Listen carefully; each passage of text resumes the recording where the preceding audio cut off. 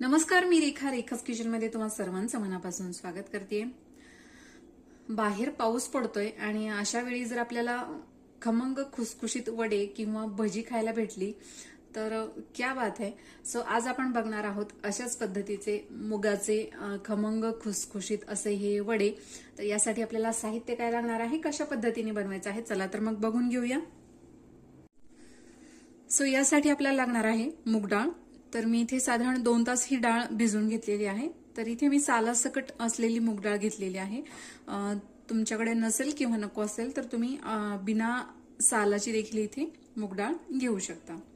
पण सालाची जी मूग डाळ असते तर ती अधिक पौष्टिक असते, त्यामुळे अशा प्रकारच्या डाळींचा आहारामध्ये नक्की समावेश असला पाहिजे। तर त्याचप्रमाणे मी इथे घेतला आहे कोथिंबीर, हिरवी मिरची, लसूण, आल्याचे मी अशा पद्धतीने तुकडे करून घेतलेले आहेत।